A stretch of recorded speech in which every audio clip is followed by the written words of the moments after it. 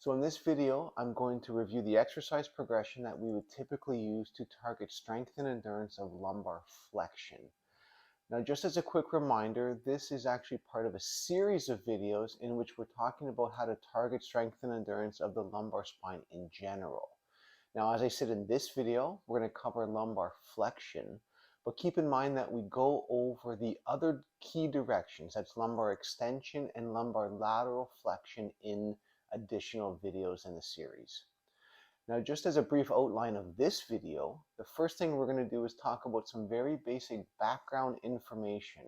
This is where we're going to really talk about why we're including these specific exercises in the progression. And then following that, we'll review the exercises themselves. And then finally, to end the video, we will go over some of the key programming and progression criteria that we need to consider when we're actually prescribing these exercises to patients and clients.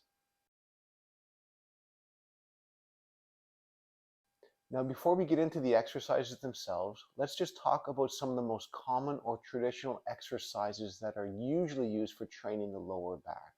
And when it comes to training flexion, which would basically include the abdominal group, the most commonly prescribed exercises would be things like planks or sit-ups or curl-ups. But here I would suggest that these may not be the best way to go about training the abdominal group. Now, that's not to say that these exercises are bad or shouldn't be done, but I think there are some very important limitations with these exercises that we need to be aware of, especially when we're using them with respect to back pain. Now, the most glaring of these limitations is that these are isometric exercises and they are performed in a single static position. Now, the thought here is often that this neutral spine position is safer for the back, and also that getting the muscle stronger in this position will somehow lead to the spine staying or being held in this position with real life activities. But I would say this is very unlikely to be the case. Unfortunately, just because we train the spine in a specific position does not necessarily mean the body is going to somehow naturally adopt that position with real world activities. Unfortunately, movement is just more complicated than that. Now, furthermore, I think we should keep in mind that the spine, and this includes the lumbar spine, is supposed to move. It is evolved as a mobile column, and it needs to move both to contribute to motion and body posture and position, and really it needs to move to stay healthy like any other joint in the body. So if we extend this concept a little bit further, if the spine is going to flex and bend and move, then I think we should train it that way, not just isometrically. So to better train strength and endurance of the spine, we need some exercises and some exercise options that are going to go beyond isometrics and beyond planks and curl-ups. What we need are exercises that are able to train the spine, specifically lumbar flexion in this case, through a full range of motion. And this again is where pelvic tilts come in. Now, we've talked about the value of these motions in the past with respect to both reducing pain and sensitivity, as well as developing mobility and control of the spine. But we can also use these same fundamental movements to target strength and endurance. But to do that, we are going to need to change how we perform the motions. And more specifically, what we really need to do is change variables such as intensity, frequency, and duration to change the intended effect of the exercise. So with that said, let's go over the exercises themselves so you can get a better idea of what we're talking about here.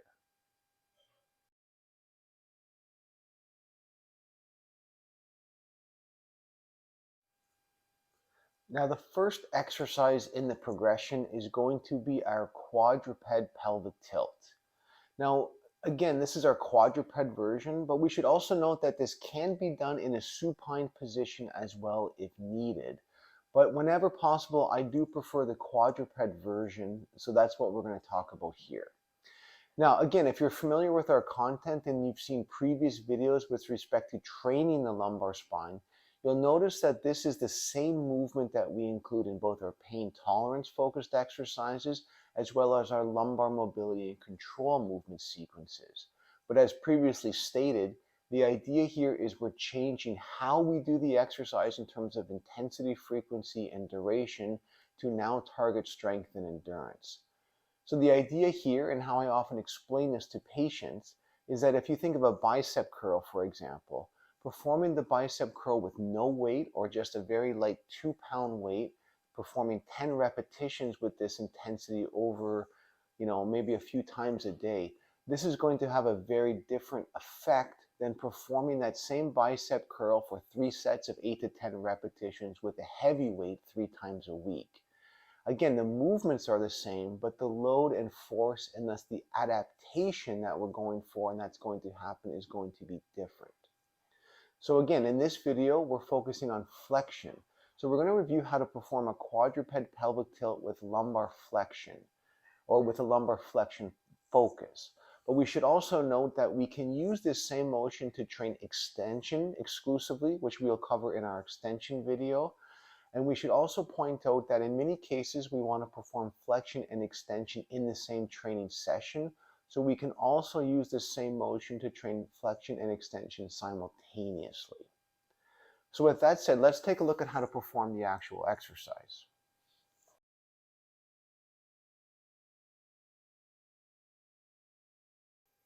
All right, so we're going to start in our quadruped position. Whenever possible, I do like to have people use the yoga blocks underneath the ribs. Again, we've talked about this in other videos, but the idea here is it kind of blocks the thoracic spine from moving, so we can really get the focus at the lumbar spine itself. Now from this position, I'm going to go into a posterior pelvic tilt. Here I'm rocking posteriorly. I'm trying to tuck my tailbone underneath me, and I'm really trying to pull and engage with this abdominal muscle group. Again, we've talked about this in our controlled mobility section, but learning how to access and activate and tense these muscles to drive the movement is critical, which is why we need to make sure that patients and clients are fluent in our basic mobility and control-based pelvic tilt before this exercise is going to be prescribed. So again, I'm going into this posterior pelvic tilt, really trying to feel those abdominal muscles tense. Now in our previous videos, we would hold this for just a moment or two, but now we're going to really up the intensity. I'm going to try to drive as much contraction and activation into that abdominal group as I can. And I'm going to hold this for longer. Now I'm going to hold this for 5 to 10 seconds. As I've gotten to that 5 to 10 second mark, I can reverse the motion. I'm going into my anterior pelvic tilt to train lumbar extension. Now again, in this video, we're focusing on flexion. So what I'm going to do here is I'm only going to hold the extended position for just a moment, and then I'm going to go right back into my flexed position. As a side note, as I mentioned briefly just a moment ago, if we did want to train flexion and extension together, I can alternate between longer holds with both flexion and extension. But to try to keep it somewhat simple, we'll just focus on flexion here. So again, posterior pelvic tilt, really trying to tense and drive those muscles. I'm feeling the contraction. I'm holding that contraction 5 to 10 seconds. Rolling forward into an anterior pelvic tilt, and then right back into that posterior tilt. Really tensing the muscles, focusing on intensity and holds. Back into that anterior tilt. And again, as we get into the programming section at the end of the video, we'll talk about numbers in terms of how many to do, how often to do, and so on and so forth.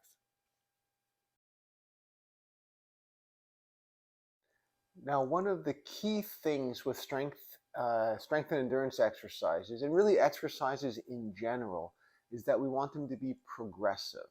So as we talk about these strength exercises, we're going to think of them as a progression of exercises to train, in this case, lumbar flexion. Now, the idea here is that we're using similar movements, specifically in this case, a posterior pelvic tilt, but we're arranging the exercises in order of increasing difficulty and increasing muscular challenge. This way we can easily select the most appropriate exercise level, as we are really just trying to work patients and clients through a continuum. So the first exercise was the quadruped pelvic tilt with a strength endurance focus. That's what we just discussed. But we're also going to have situations where we need to progress further. This is really where the concept of a pelvic curl comes in. Again, we've talked about this in other videos, but the idea here is we're trying to add additional load to these pelvic curl or pelvic tilt motions. Just like we would add a heavier weight over time with resistance training exercises like a shoulder press or a squat or a bicep curl. So the next two progressions or the next two exercises in the progression are going to involve our single leg and our bilateral pelvic curl. So let's get into these exercises.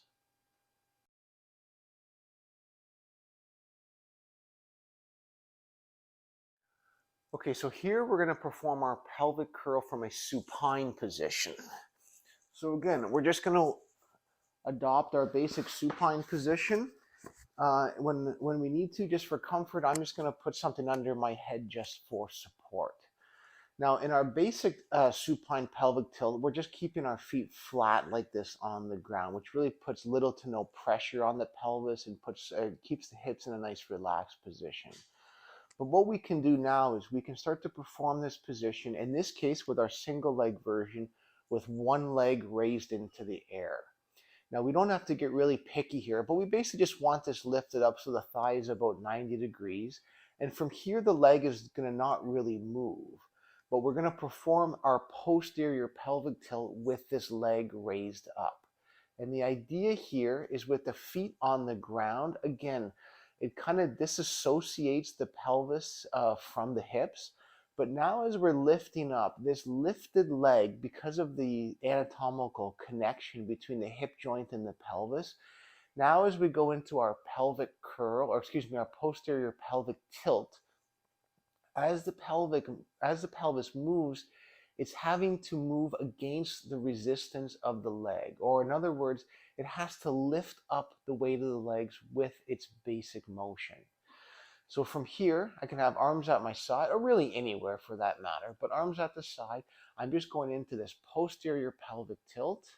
Really, again, like we talked about in the previous video, we're trying to get into that end position, and there we're using that end position to tense and squeeze and really create activation through the abdominal group. But again, the added weight of the leg adds a bit of that resistance. Again, in the previous video with our quadruped pelvic tilt, we're going to hold this position 5 to 10 seconds, and then I can slowly go into that anterior pelvic tilt. And again, I'm going right back into that posterior tilt, really trying to tilt, activate through the abdominal group, slowly back down the other way. Into that posterior pelvic tilt, really holding up the leg. Leg is resistance. We're trying not to move the leg back and forth. It's kind of just tied in and locked into the pelvis for additional resistance.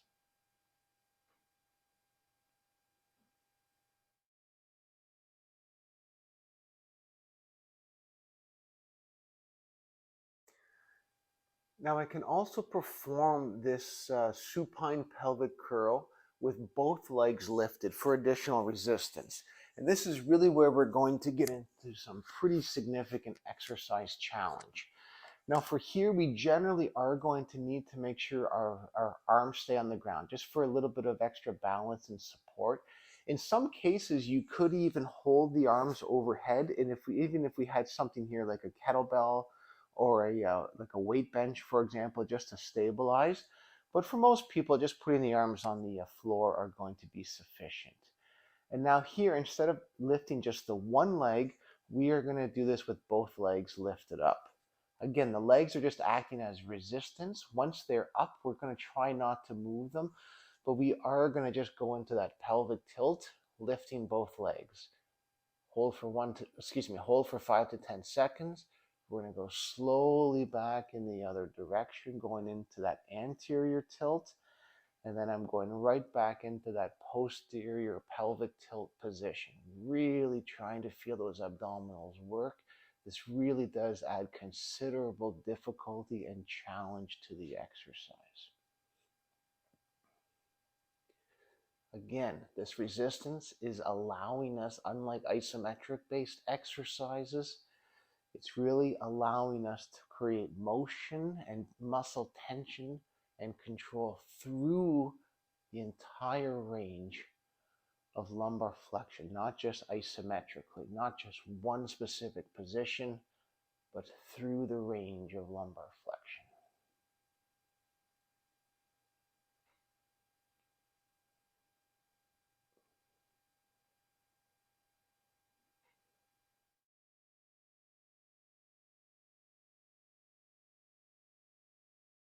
All right, so now that we've gone over the exercises themselves, let's talk about some key things to consider when we're actually prescribing these to our patients and clients.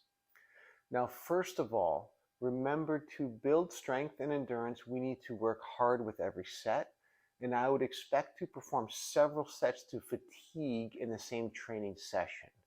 But just like other strength programs, we need to also program recovery as well.